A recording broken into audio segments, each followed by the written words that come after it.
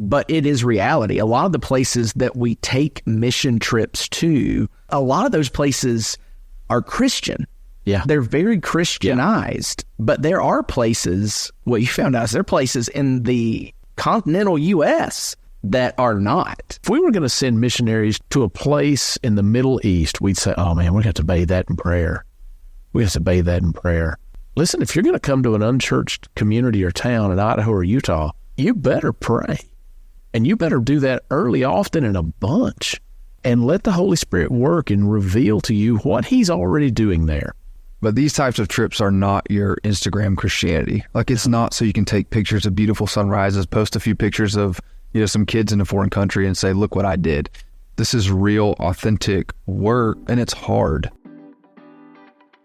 Welcome to Let's Talk About That, the podcast where we dive into conversations about life and share stories of faith. We're thrilled to be on this journey with you.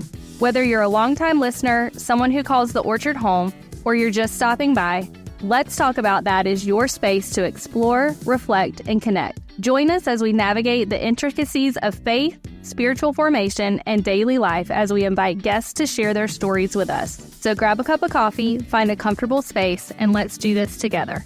This is Let's Talk About That, where you can be encouraged and inspired by God's work in our lives.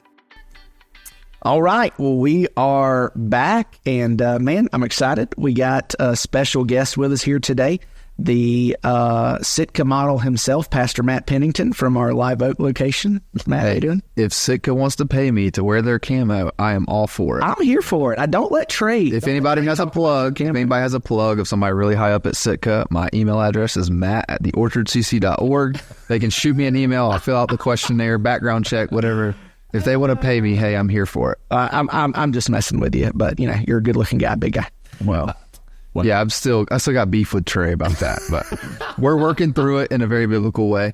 I will say this before we introduce our guest. I think this is a historic moment in the life of the podcast, because this is the first guest that we've had that has flown in to be on the show. Absolutely. It's the only reason I'm here. Yeah. The only reason, right? Oh, absolutely. I thought so. When you laid out your itinerary, Let's Talk About That was circled on it.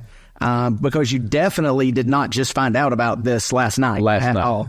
But our guest today, Matt, why don't you introduce our guest today, since you're kind of his host here with us at the Orchard today? All right. So today we have a very special privilege to have Mike Palmer on this episode with us. And so, Mike, I'm going to turn it over to you and just kind of tell us a little bit of your story of who you are and where you're from. What does Idaho have to do with your life and your story? So.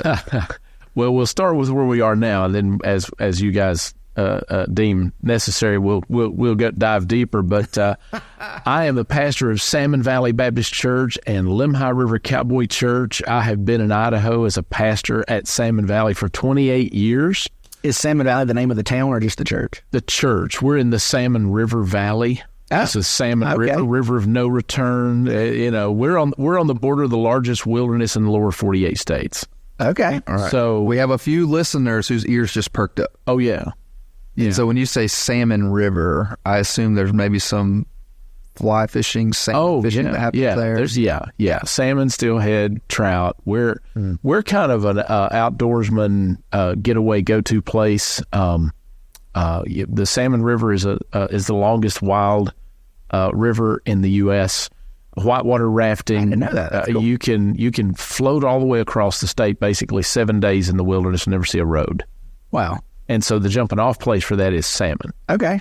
And so people come from all over the world to whitewater raft the Salmon River with outfitters, and it's a pretty big deal. How big of a place is Salmon? Well, the county itself, see, we're not like all of Idaho. We're kind of in the middle of nowhere. Yeah. We're 3 hours from Walmart and McDonald's. We jokingly said we're about 200 miles north of the Great Commission. We're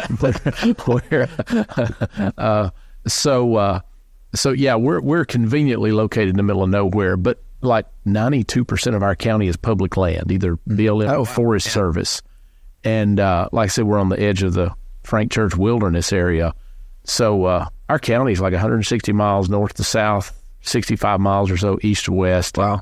We've got like 1.3 people per square mile. It's really, there's a lot of folks from the Orchard who are listening to this. They're like, that's God's country. 1.3 people per square mile. And there are also people going, I didn't know you could be 3 hours from Walmart in Merida.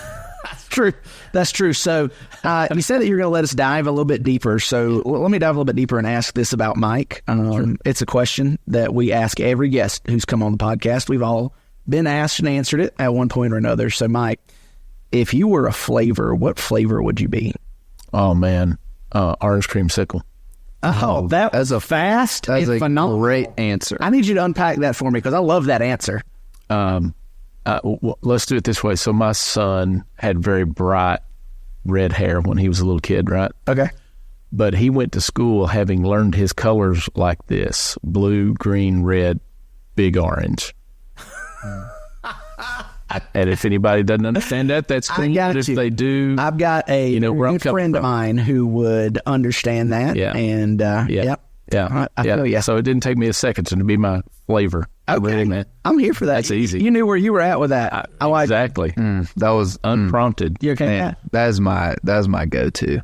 When I used to go to student camp, shout out to the parents out there. Don't ask your kids what they ate all week because you're going to be disappointed. It wasn't salad and grilled chicken, I promise. But when I used to go to student camp, that was one of the things I used to do is I would go and they had a ice cream little like buffet thing kind of, and I would dip it and I would pour in the orange Fanta or whatever, and it was just like a orange creamsicle float. So I can resonate with that. There you go. So that's my love language. You talk about like don't ask your kids what they eat at camp. This is one of my favorite camp stories because I was pastoring in Mayo, and I think it was like the first or second year that I'd taken our kids to Century Kid Camp up in Norman Park, Georgia, because there's an old college campus in the middle of Norman Park, Georgia, population 50, kind of. Yeah. And there was one kid who went with us who, I'm not saying his parents were very strict. I'm just saying his parents were very strict. You know what I mean? Like they had a very limited sugar intake, and he never got to eat any kind of junk food whatsoever. But in the, camp prep for parents, I'm like, let the kids bring their snacks. There's a snack shop there, but kids like bring their own snacks, having a snack in the room. And so she sent him a box of the Little Debbie Nutty Buddy bars. You know what I'm talking about? Oh, yeah. Yeah, that's legit. They're fire, right? And so we're moving the boys into the dorm. I show them which rooms they are. I unlock them. I drop my stuff off in my room and then start back checking on each of the rooms. When I make it to the room this kid is in, and he's probably 4'2", 60 pounds soaking wet. When I go to his room, he's sitting on his unmade bed, bag not even unzipped, but a cardboard box ripped to shreds, plastic wrap all over his bed, face covered in chocolate. He had eaten every one of those within 5 minutes of getting into his room, and he was wired. Yeah. He was also the one who was sick at the end of the week, right? I think he was sick every day. It never stopped. Probably at the end of that day. Yeah, for sure. And that's mom never found out about it. Listen, I was a student pastor for about 5 years, and you see things at camp, and the big thing in the boys' dorm every year was like, guys, I'm not going to police you. I'm not your dad. Like you have some sense about it. But one thing I am going to police is you have to take a shower. Amen. It was amazing. Like these guys, middle school, high school, they would go all week, and it was just like, nah, I'm not good. Meanwhile, they're trying to talk to all these girls from other churches, and I'm like, brother, I'm trying to help you. Just take a shower. Yeah. And deodorant is a plus. This is discipleship. Yeah.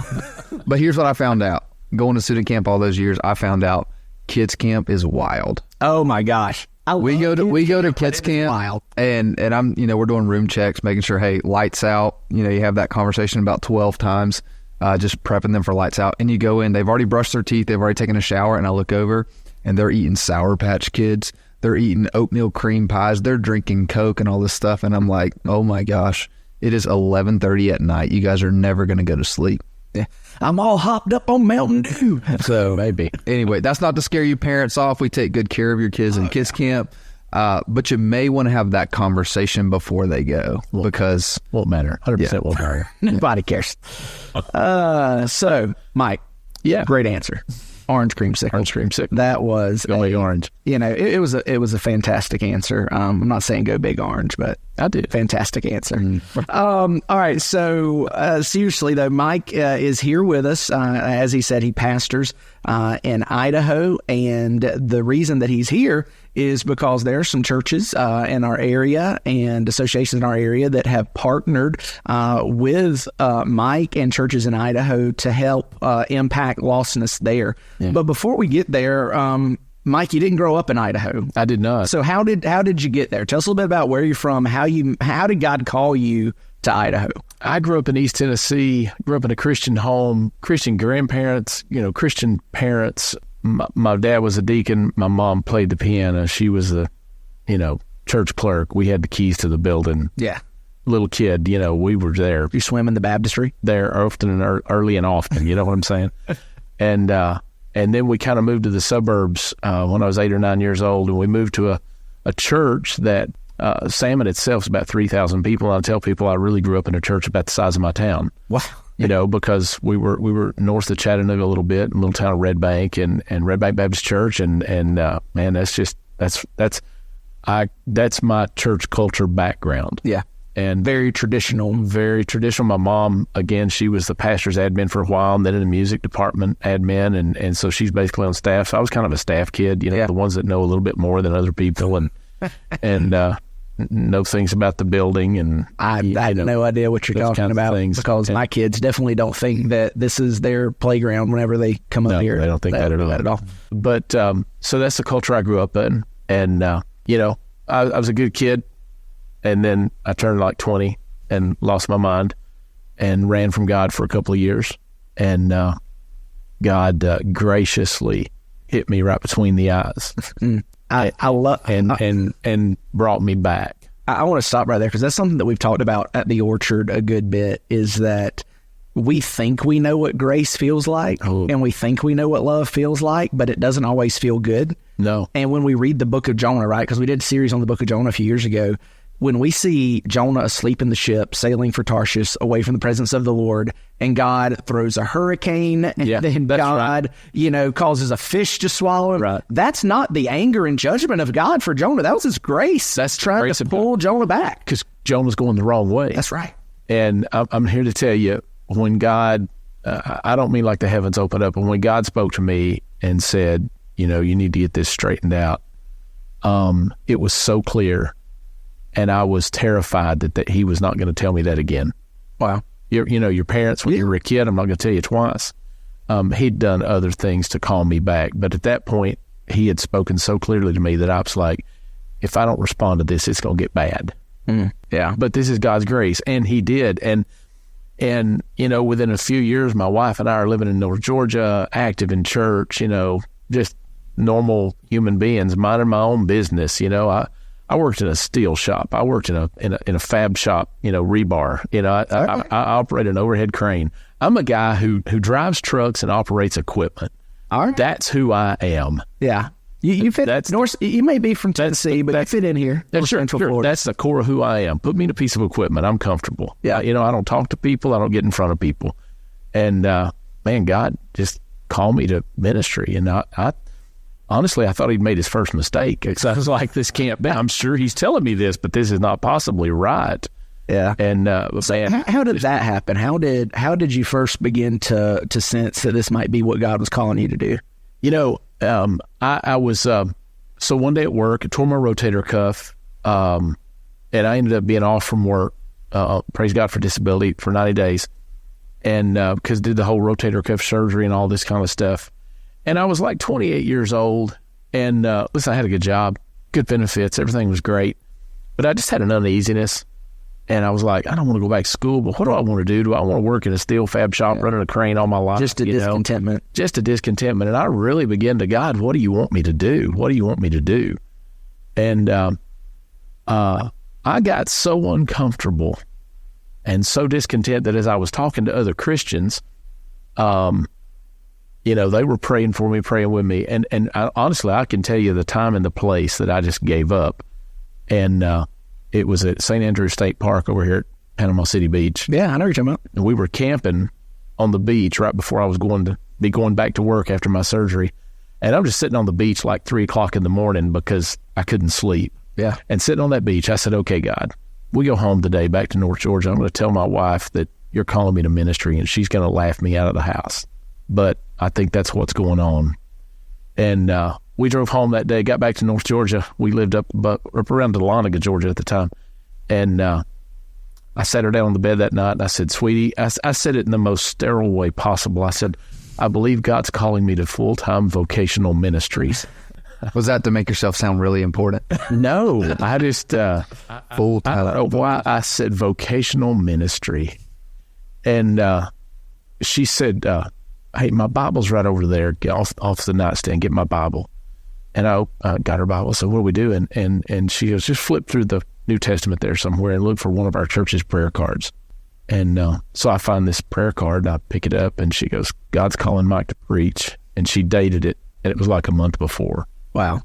That's awesome. That's awesome. One of the things and I asked her, I said, why didn't you tell me? She goes, you're the one that needed to figure out for yourself. Yeah, it wouldn't be good for her to tell you. Everybody else around me was like, well, yeah. And I'm just like, what? You people are terrible. One of the things that we say at the Orchard a lot is it just so happens never just happened. Oh, absolutely. There is no coincidences with a sovereign God. Absolutely not. We had this conversation. We do a thing called Next Steps Lunch, and this past Sunday was Next Steps Lunch. We had this conversation in there with some people who would come. And we just kind of got on the topic, but I remember kind of the same thing. And one of the things that it wasn't planned, it's not part of our Next Steps Lunch conversation, but we just got on the topic of, sometimes, and I'm even finding out maybe even more times than not, it's amazing how other people can recognize your giftings almost, long before you can. And so the point of that conversation, though, was like, that's why it's important to be in community. That's why it's important to be surrounded by people that care about you, that are praying for you, that love you, that will encourage you. Because sometimes what God is leading you to do is evident to the people around you before it is for you. And if you have people like that who can speak into your life, that you trust, that aren't just kind of coming up with this out of thin air. So it's just interesting because that kind of confirms that. That was my story. Yeah. Before God ever called me to ministry, I was kind of in the same boat. I was not a machine operator or anything, but I had nobody in my family who's ever been in ministry. I did grow up in the church, and I was sitting in a Sunday school class my freshman year of college, not my home church, just sitting in a Sunday school class. There was maybe 8 of us or so in there, and we're just having normal, traditional Sunday school time where you have a lesson, you talk through it, you ask questions, all that stuff. And a girl came up after that meeting time, and she said to me, and this is like monumental in my brain, like it's fixed in my brain. She said, when you said whatever I said, I don't remember. She said, it was so clear when you said that. And it was fascinating to me because when I heard her say that, at the time I knew what she was talking about. I remember thinking in my head, that was a jumbled mess. And what God taught me through that, so she says this, and then a couple months later, God calls me to ministry. What God taught me through that is, when I gift you in a certain way, it's not about you, it's about me working in and through you. Yeah. And so again, though, for me, that was monumental because when I felt like God called me to ministry, that was one of the first things I thought of. About how, okay, maybe God has gifted me in a way that I didn't know, but was becoming apparent to other people around me. So that's good. My gift set or abilities changed. Because prior, I'd been a deacon or something like that, get up and pray. I was terrified to pray with everybody's eyes closed in a small church, and I would stumble through words and stuff like that. And I was like, I can't talk in front of people. I can't do that. And yet everybody else was like, oh yeah, that's what you're going to be doing. And I thought, no, that's not what I'm going to be doing. I just know I'm going to be in full-time vocational ministry. Yeah, there's got to be some other way. Turns out I'm supposed to preach, but God took care of that. He took care of that. Yeah, and I think, in your case, it definitely was God was calling you to preach. He's not going to look for the best speakers when he's deciding who he's going to call to preach. He's going to decide who he's going to call to preach, and then the giftings come. Yeah. But I would say, maybe for those of you who are listening, what Mike is hitting at is there are a lot of other ways that you can be called to full-time vocational ministry that is not preaching. And I think in kind of like small town culture that we live in, because there's so many just single staff member churches, sometimes we get in our head that's the only place God can call you to ministry. And if you're a lady, then God's definitely not going to call you to be a preacher. And so no, God can call you to ministry in a bunch of different ways, but preaching is one of those. And that was in your case. Let me tell you something I have experienced. I've seen it over and over through the years since I've been in Idaho, where I'm preaching in a church in the South and I'm talking about the need and the lostness of Idaho and this kind of thing. And I had a guy one time, he's an engineer, owned his own firm. And he comes up to me afterwards. He could God use me in Idaho? And I said, absolutely. That guy went into his partner on the Monday morning and said, I need to sell out my half of the firm. Wow. My wife and I are moving to Idaho. God's not called him to preach. He's not a pastor.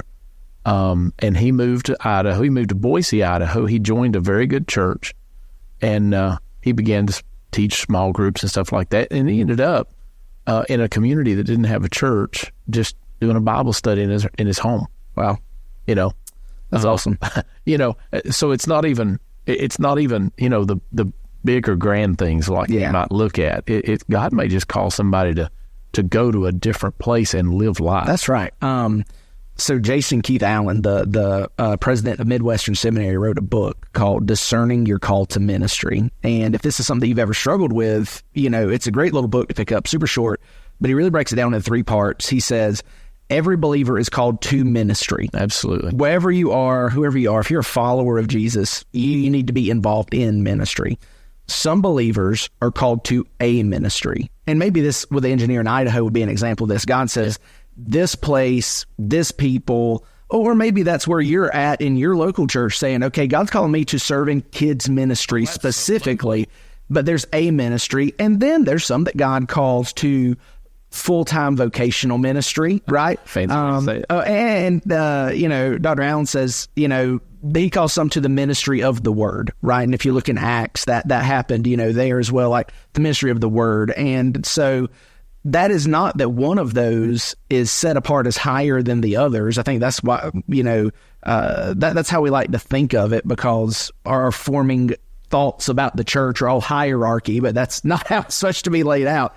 And yet I think so many Christians who are called to ministry miss out because they don't think they're called to the ministry, so they have no concept for called to a ministry. Yeah.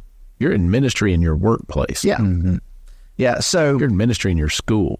There's ministry. And if you're not, you're missing it. Absolutely. Yeah. I always tell people this.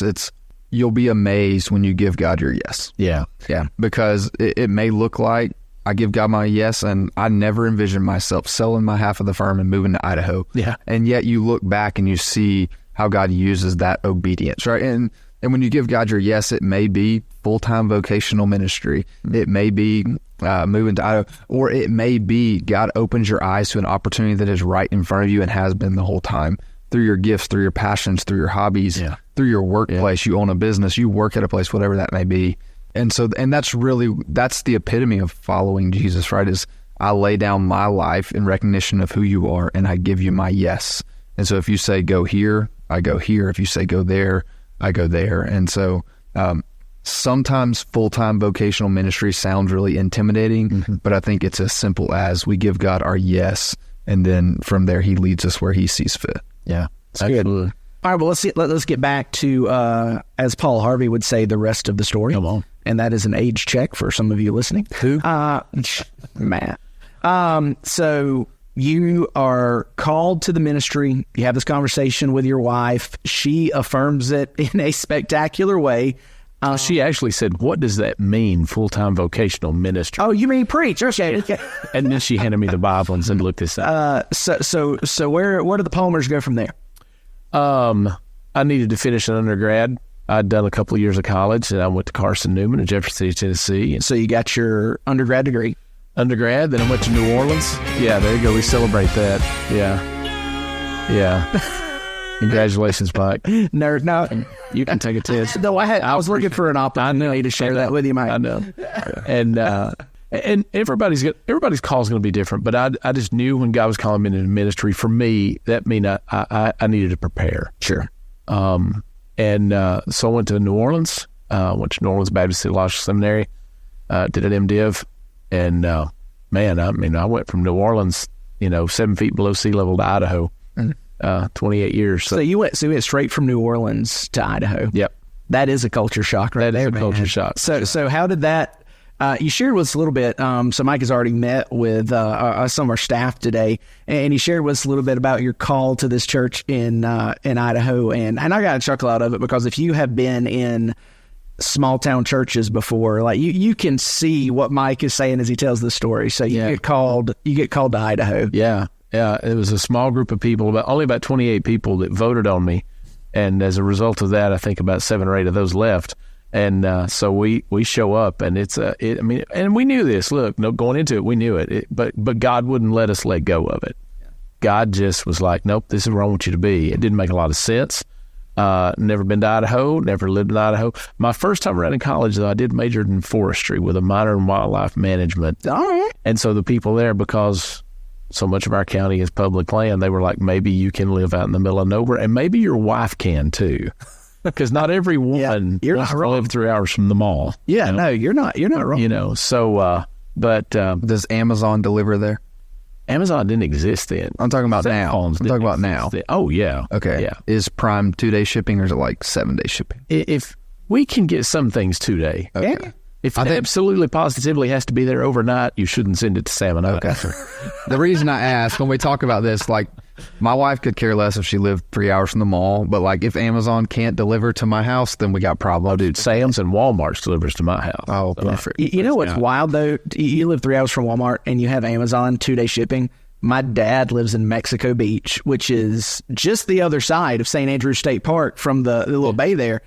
They very rarely are able to get 2-day shipping from Amazon. Oh, that's hilarious. And they're right there at Panama City, but I guess it's like the end of one particular, like right dead in the middle of a warehouse. Yeah, and it's just like they're in the middle of nowhere when it comes to Amazon. It's hilarious. Our problem with overnight is there's one plane that comes in today with Amazon, not multiple. So if it's anything overnight, it depends when you order. Really, if there's any weather, that plane doesn't come. Yeah. Right? So. That's our hang up. Sometimes you'll get an overnight package and you'll keep getting this delayed, and you're like, that's sitting on a runway in Boise somewhere.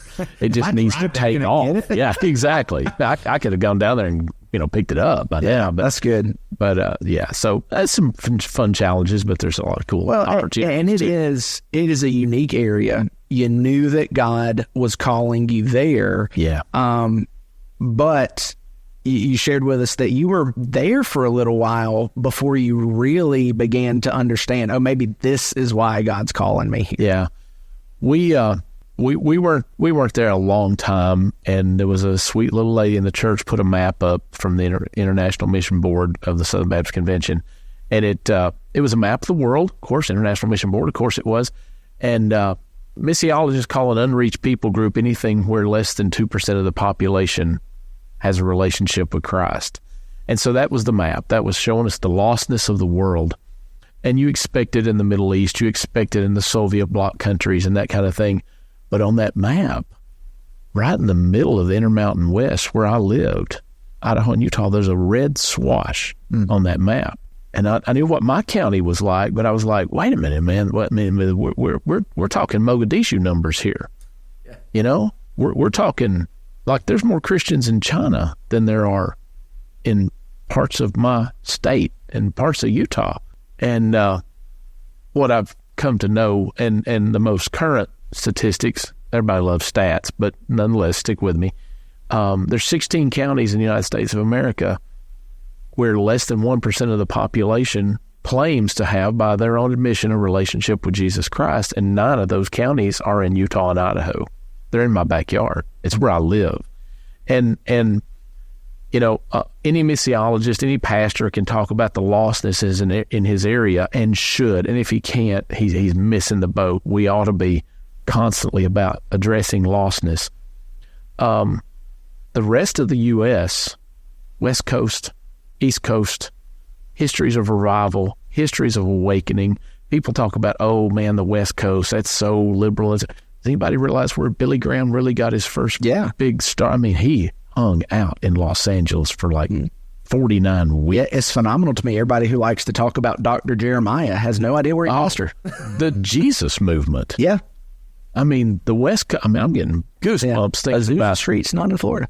No, it's not. No, it's not.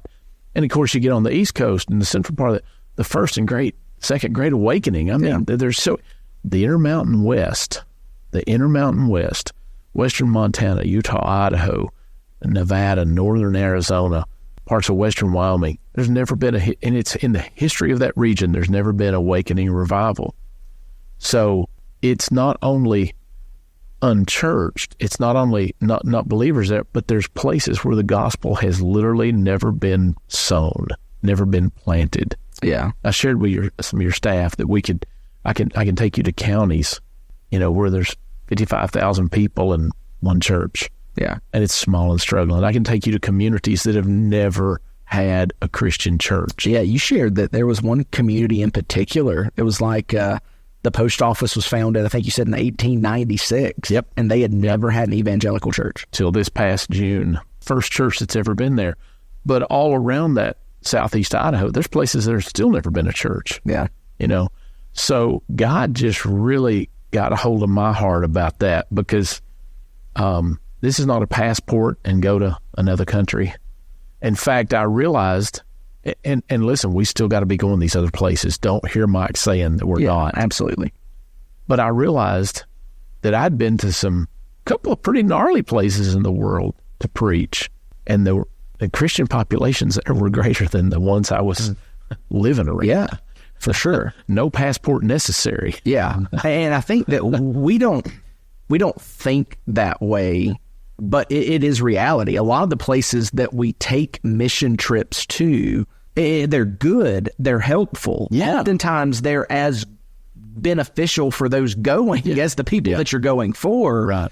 But a lot of those places are Christian. Yeah. They're very Christianized. Yeah. But there are places, and what you found out is there are places in the continental U.S. that are not. I think one of the greatest faults of the church in North America is we have ceased to see. We think a mission field is somewhere else. Yeah, absolutely. And it's right outside our door. It's right, and that's the same here. Absolutely. That's the same right here in Lake City or wherever anybody's listening. There's a mission field here, and we don't approach our own country as a mission field. We just throw up buildings and say, "Y'all come." Yep. And this is how we do it, instead of trying to engage a culture and reach that culture in its own language. Yeah, that's so good, because we talk about impacting lostness a lot here at the Orchard, and one of the things that we say is we live in an area that's over-churched, but it's under-reached. We have a lot of de-churched people who grew up in church. If they made a profession of faith, nothing stuck, so to speak, right? And they are telling you, I believe in Jesus. They'll tip their hat to the good Lord, but there is no evidence of the fruit of salvation in their life. And then there is a vastly growing number of them who would say, no, I don't believe in the resurrection of Jesus. I've not been born again, however you want to phrase that. That's what lostness looks like here.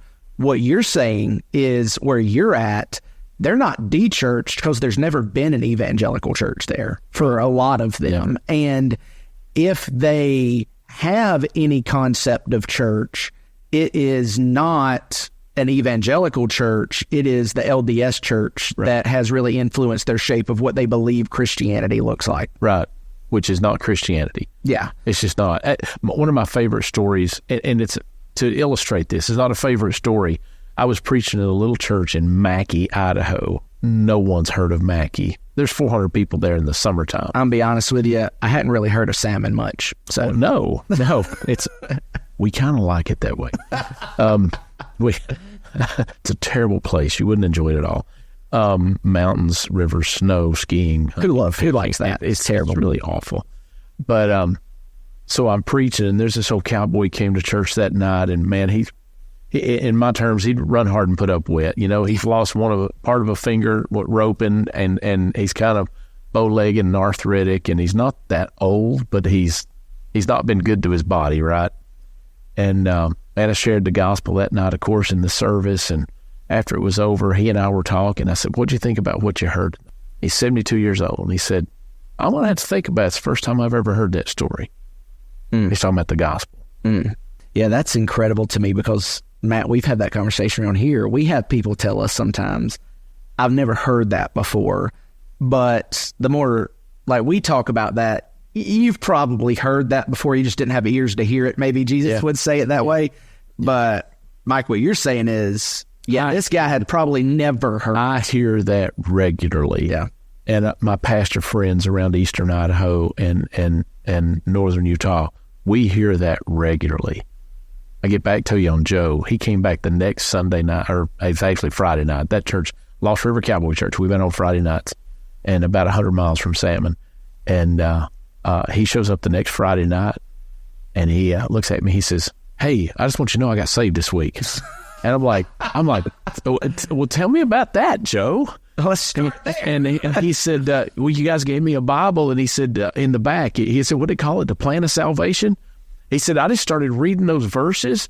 And I was looking at that. I'm going, well, I can understand this. And I need this. And he goes, a couple of nights ago, I just got on my knees next to my bed. And I prayed that prayer right there. And I asked Jesus into my heart and life. I asked him to forgive me. He goes, yeah, man, I got saved. What do I do now? You know, man, I love that. I love that. And here's why that's refreshing to me is because we have so many, and Matt, jump in here whenever you want. We have so many walk the aisle profession of faith stories that in a lot of people's minds are very murky because they're not sure of motivation or if there was any, I won't say manipulation, but coercion. You know what I mean? Like, did I do it because everybody was coming, because I knew the adults wanted me to, whatever. And so sometimes Matt and I are busy, detangling that for people. Yeah. But when you have the stories of guys who are like, man, I read the Bible. I read right there at my house. I got on my knees and cried out to Jesus. Yeah. Like, there's not a whole lot of detangling that you're going to need to do there. I tell you something that's happening right now in the Mountain West. And I'm not the only pastor that's experienced it. A lot of us talking about it. We're having people walk into our buildings and say, hey, I started reading the Bible and I think I need to get saved. Or, hey, I started reading the Bible, my wife and I, and we've got saved, but we're pretty sure we need to get baptized. That's all. And it's not like we've done something. It wasn't a great outreach event. It wasn't the swagger and the fancy of our churches or anything like that. I mean, like, God's working, and these people are just walking up and saying, hey, I started reading the Bible. Yeah. Maybe that's a good plan for some people. Yeah. Just and I know you shared some of this when we met as a staff, but as I hear these stories, like, we talk about, like, this is in our backyard, so to speak. You don't have to get a passport to go to Idaho. No. For you, it's your neighbors. These are the people that you walk past in the grocery store aisle. I don't know if you guys have a grocery store. We do, but one in the county. It's great. Yeah. So you're walking by these. It's phenomenal. Good meat in that grocery store. I don't buy grocery store meat. I live around ranchers. What you get in the grocery store is not the same thing those ranchers ship out. I'll just tell you that. It pays to know people. Well done, sir. But as you're sharing these stories, I am just, like, in my head, I can't help but to see, like, this is, take out the names, take out the country. Like, if you just describe the phenomenon going on, like, this is stuff that you read about that happens in the Middle East. This is something that happens in an Arab-speaking country where Bibles are illegal, and it's, this person says, hey, I want to know more about Jesus. I had a dream about Jesus, or whatever, like, it's that type of organic God moving, God at work in people's lives. And I think it's so vastly different from what we're accustomed to. Yeah. Not that it's right or wrong where we live and how ministry happens, but you shared, because not only are you a pastor, but you also work for the state convention. And so you travel around, you talk to different people, you hear stories from other pastors in other parts of Idaho or Utah, and hey, let me tell you what God's doing here. And I think for us, maybe we can, if you could share a little bit more about, like, what you see God doing, because I think for us it's so vastly different. Not that God isn't moving here, but you talk about, like, some of these places, they had a post office, they've never had a church in their city. Meanwhile, like, on my way to church, I live 5 minutes from our location. I pass 5 churches. Yeah. On my way to our location.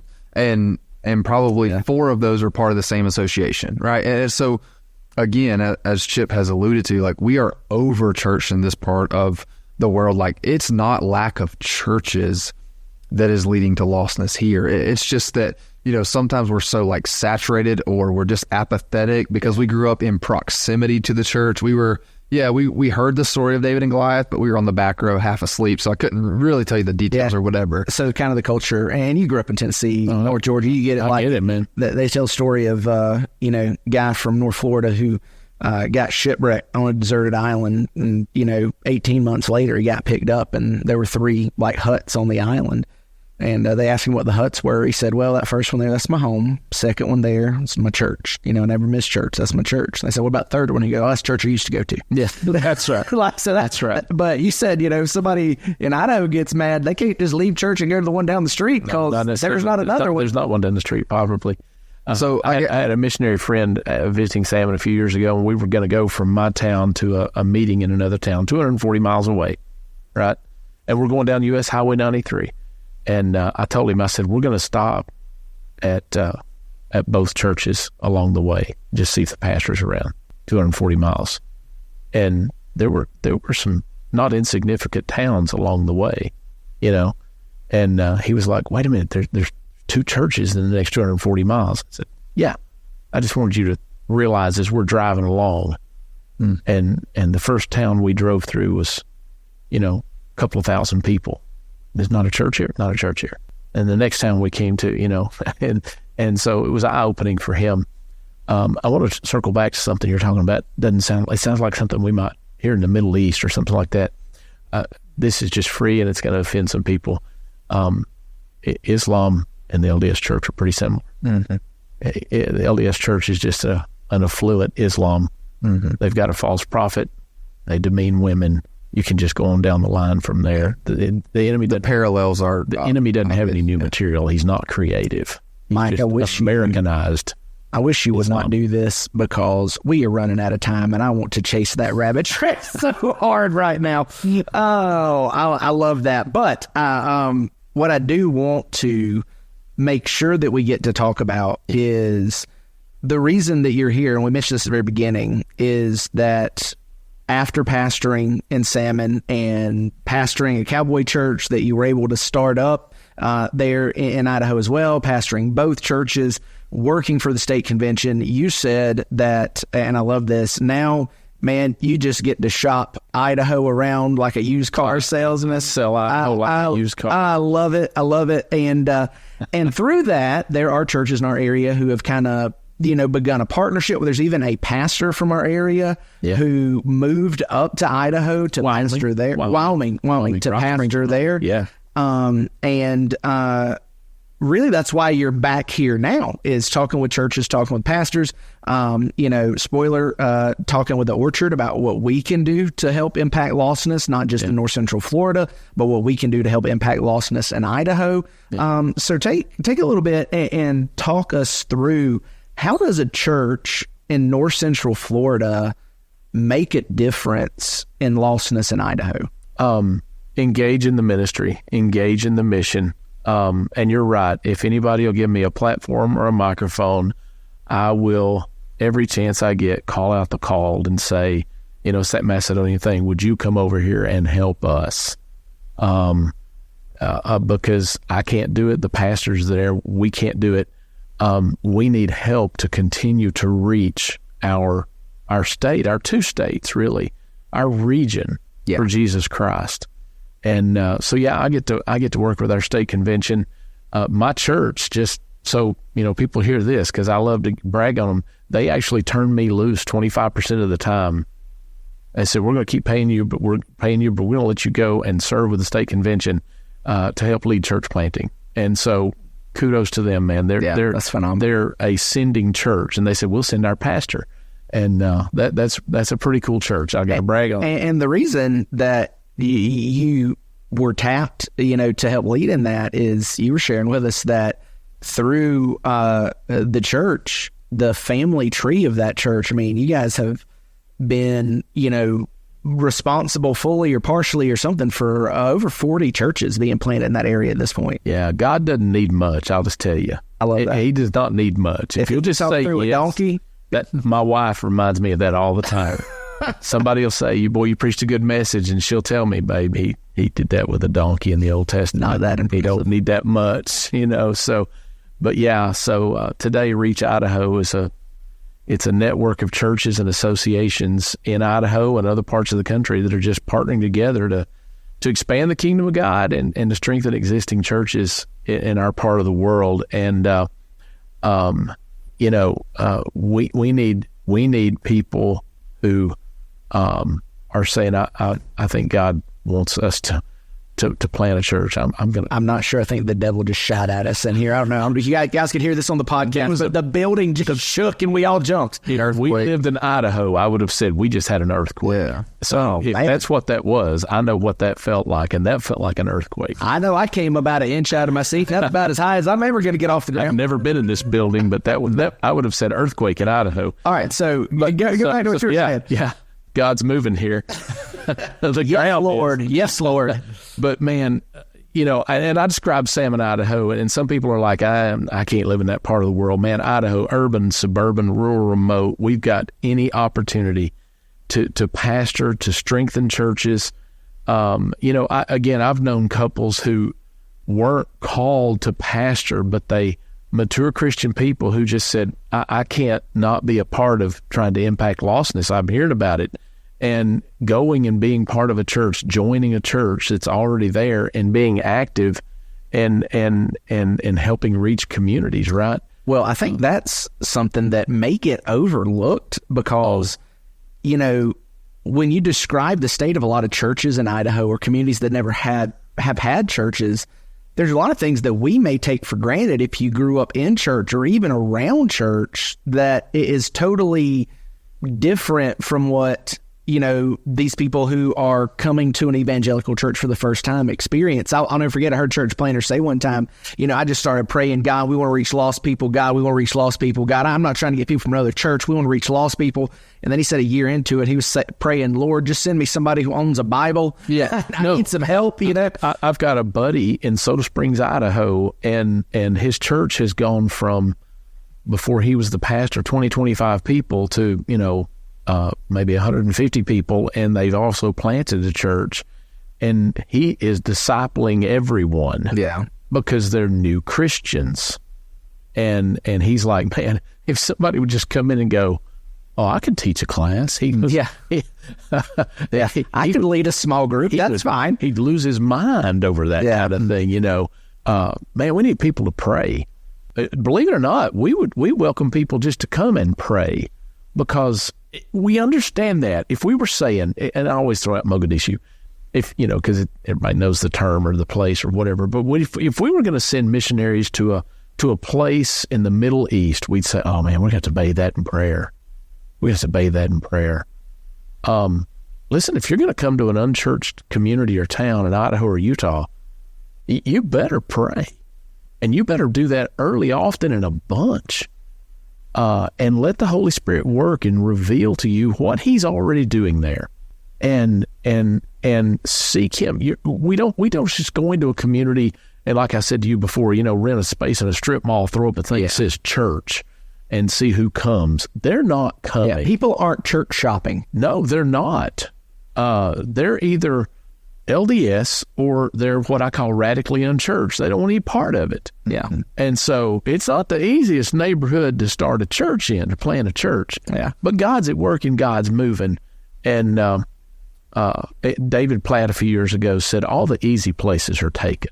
Oh, yeah. That's a good word. The low-hanging fruit has been picked. Yeah. And there wasn't any where we live. And so every work is hard. So I don't mind talking people out of coming to Idaho either. If you need to see a big splash and fancy stuff, we're not the place you need to be. These types of trips, I want to ask this question so you can expound on it, but these types of trips are not your Instagram Christianity. Like, it's not so you can take pictures of beautiful sunrises, post a few pictures of some kids in a foreign country and say, look what I did. Like, this is real, authentic work, and it's hard. Yeah. Because of the culture. And you mentioned this, part of the reason that this portion of the Mountain West is the way it is because the LDS Church has been established there for years. They settled it. And essentially everyone there is affiliated with the LDS Church. And so Mike shared, before this meeting about how like people in the local economies, like the church owns the bank, the church, people in the church own the business. And so like everything is so integrated into that. And so when you understand that this is not just an economy, like this is spiritual, right? Like there's a spiritual component to this. And I've shared with people at our location, but I met with some LDS guys who came and they were on their mission. They were on their 2-year mission. And over the course of about 12 weeks, like I got to know these guys. This is, I want to talk to you because I mean, just honestly, and we got to the point where we had a pretty frank conversation. And I was honestly, I think your theology is wrong because it's not rooted in the truth, and we talked through that. But at the end of the day, those 12 weeks, like I can genuinely say like my heart beat for these guys. Like I have experienced Jesus, and this is not me saying like I'm right, you're wrong, and I'm just going to beat you down until you admit that. This is like I've experienced what it's like before Jesus. And when I was 17, I experienced Jesus, and like it's life transforming, and I want that for you. And so when I had that conversation with these guys, they're sitting around my dining room table, like that's the motivation behind it, is like, man, like we're going to talk through this and I'm going to ask you hard questions. You're asking me hard questions, and we're talking through this theologically, but like at the end of the day, I just want you to know the Jesus that I know. And so that's really the work that's being done all over the state. And yet there's a difficulty there because it's ingrained in, not just theology, but it's ingrained in economy and social structures and culture. So it's the culture. So my question then, kind of just painting that picture, is churches from our area have gone over the last couple of years. The Swanee Baptist Association specifically, I know this just because I live in that county, has partnered with several churches in Idaho. Yeah. So for the average listener, people who attend our church and maybe aren't familiar with this, what does it look like? I sign up to go on a mission trip that's not, in Africa. It's not in China. It's not, it's, a few states away. It takes a little bit of time to get there, but it's in Idaho, like what does that look like for us to practically partner with a church in there? What would a trip like that, what does that look like? Well, let me warn you first, you can go to Amsterdam quicker than you can go to Salmon, Idaho. And probably cheaper. That's crazy. Yeah. All right. But it's real. Yeah. It's real. I mean, there's a cost. Yeah, you don't get to some of the Mountain West easily. But which is part of why it was not easily settled by the normal East Coast settlers who got comfortable in their big buildings here. Yeah. We're flyover country, no doubt. And that's okay with us. I don't say that in a mean way. But let's just go, hey, you're coming to Salt Lake City or Boise or a bigger city in East Idaho. If you're going to work with an existing church, it might be doing things like sports camps. It might be doing vacation Bible school at a park. It might be coming alongside and helping a smaller church that maybe doesn't have the wherewithal to even fully staff a vacation Bible school because they're a smaller church. And go, man, we're going to come alongside you and help you do that, but we're also going to do an outreach in a park, or we're going to do something like that. It could be that you come into a community that doesn't have a church and just say, we're going to send some people that'll go pray. Mm-hmm. It's not going to be a big group because, even around here, if you say, hey, we're going to take Tuesday night and gather everybody and pray, everybody's going to be 12 people. Yeah. On a good day. If you want to kill something, call it a prayer meeting. Joke. But in our part of the world, man, if you're going to start something new in a place that doesn't have a church, you better be praying. Well, spiritual warfare isn't a theory. No, it's not a theory. It's real. Yeah. I know a fella. I'll tell you this story. That church that you named that hadn't had the post office 1896, church just started in June. We didn't name that town, and I don't want to now because of this story. A few years ago, an old World War II vet, I say old because any World War II vet's old, he told his pastor, I'm going to go down to that town and I'm just going to prayer walk by myself. He went down to that town. He got out of his vehicle. He walked a couple of blocks. A policeman came up to him and said, we know who you are and we know why you're here and you're not welcome. How does that happen? How in the world? Again, that sounds like something that would happen in Syria. Yeah. Yeah. It's just, I mean, it's not just that we don't agree with you theologically. It's that we don't want you here. Yeah. But the policeman didn't know this guy. Yeah. And he hadn't told anybody. He didn't live in that town. He lived 50 miles away. He was just there walking down the street. Yeah. Praying. Yeah. I think that one of the things that I talk about, just in talking, and you'll get this, the river, right? You don't realize how hard that current's pushing until you try and go upstream.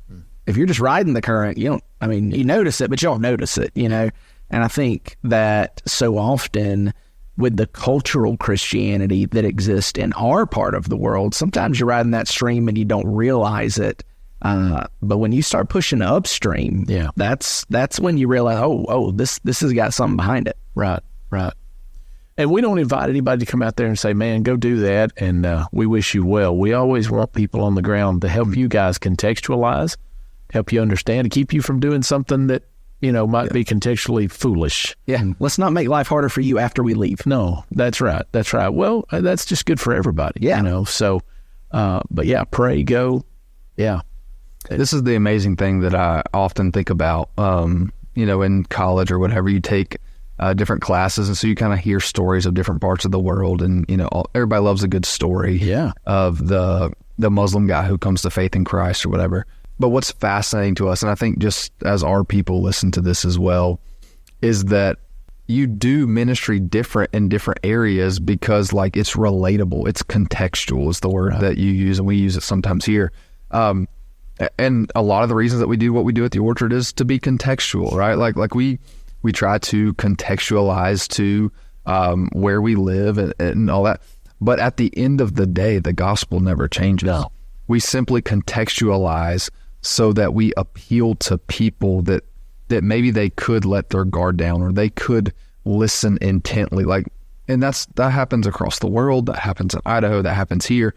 And so it's just important to remember at the end of the day, it's okay if this church looks different. You mentioned Cowboy Church. Yeah. Right. And how Cowboy Church was almost like a catalyst in that certain region for, hey, we're trying this and this isn't working. And then all of a sudden we do Cowboy Church and it's like, man, we can't have enough seats in the building, And so Cowboy Church, it's contextual. Right. But it appeals in a different way to say, let me check this out. This isn't what I'm accustomed to. This is like, I want to go look. Well, then when you do that, you're able to hear the gospel, right? And the reason for that is because the gospel is rooted in a living person. Yeah. His name is Jesus. He walked out of the grave. Amen. And we serve a risen Savior, and we are guided and grounded in a living word. Yeah. The Spirit inspired the word. He illumines the word. He speaks it to us, and he has the ability to do that in people's hearts too. Quite frankly, we may think like, this person is never coming to Jesus, and yet the Holy Spirit works in and through the Word and appeals to their heart and draws them to Jesus. Two things just in response to that, and something you said a minute ago. The contextualization piece, we say it like this in Salmon, and I try to pour it into young church planters. Folks aren't church shopping. They're not looking. That's right. They don't want to go. But we're going to reach into a community and we're going to live our lives in such a way that when people decide they do want a God, they know where to get him. That's good. They go, I want that one. I want those people's God. I've come to a place in life, I've come to a situation where I'm like, that's what we need. That's what we want to do. That's what contextualization looks like right there in the simplest form. Yeah, it's seeing the effects of Jesus play out in everyday life. And I think the reason why I love having this conversation is, for us, that's vastly different. In Idaho, you've painted a picture, and so now we can begin to understand. But that doesn't change in North Central Florida. No. It doesn't change. Like, that same Jesus lives inside of you, has made you new, has transformed your life. Yeah. And so the ability to live out your faith, not in perfection, but in submissive obedience to who Jesus is, like it's always going to be countercultural. Yeah. It's always going to be foreign to the person who doesn't know Jesus. And I love what you said. It's, hey, when they come looking, they know where to find them. We had Lemhi River Cowboy Church. We hadn't been up and running long. And this guy shows up to church one night, and I knew who he was. And he used to be a professional bull rider. And He'd retired from bull riding and he just ranching there in the Lemhi Valley, and he'd never gone to church. I knew his background. The guy didn't go to church. And cowboy culture is pretty tight. Yeah. Right? So I did a dumb thing as a pastor. I said, hey, man, you ever gone to church before? No. Why are you here? He goes, well, it's a cowboy church. And I'm a cowboy, so I figured I was supposed to come. That's good. It's the most brilliant answer in the world.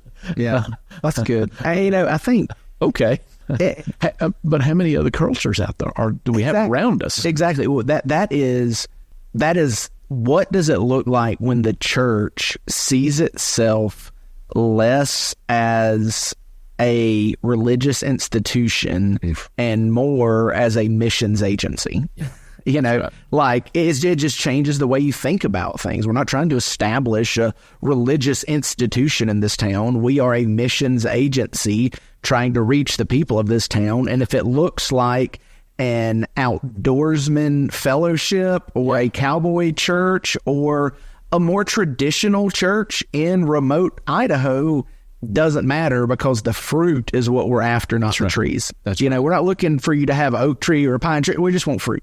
Yeah. Right. Man, that's been good, Mike. I'm really glad that we were able to sit down and talk about this, because I think it's going to be a wake up call for a lot of people to think, I didn't realize there were unreached people in the U.S. Yeah. That's a different thought for a lot of people, but it's important. I think a part of that may have been startling for some people, maybe some of you listening, is that Mormons are a part of those unreached people group, because maybe you grew up thinking, I thought Mormons were Christian. Maybe even the thought that Mormons aren't is a little bit offensive to you. We're going to put a link in the show notes here that will give you a video, not very long, that you can watch. That'll show you, look, they're using the same words. They just don't mean what you think they mean. And say something about that real quick. And I just heard this answer just a couple of days ago, and I agree with it 100%. So I'm not going to take credit for it, even though I say something similar. Someone asked a pastor friend of mine, so how do I reach Mormons? And he was quiet for a second. He goes, they're not Mormons, they're lost. Oh, that's good. Teach them the gospel. That's good. That's it. There are lost people, and there are people that know Jesus. Yeah. Do we have some boundaries and barriers to cover? With everybody who's lost, we've got boundaries and barriers to cover. Absolutely. So don't get hung up on the flavor of lostness. Yeah. Just teach Jesus. I was having this conversation with a pastor friend, and he was talking about, trying to reach radically lost people, like you say, radically unchurched, trying to reach people who think they're Christians, but there's really no fruit, whether that be Baptist, Methodist, or Mormon. They think they're a Christian, but it doesn't matter. Or really helping a follower of Jesus with their spiritual formation grow in Christ likeness. The good news is, in every situation, it's still the gospel. Yeah, the gospel. It's still the gospel, whether they are radically lost, don't realize they're lost, or they are saved. We still need the gospel. Spurgeon tells us we don't move past it. We just move deeper into it. And that's where we're at. So, Mike, man, it has been a pleasure having you on here.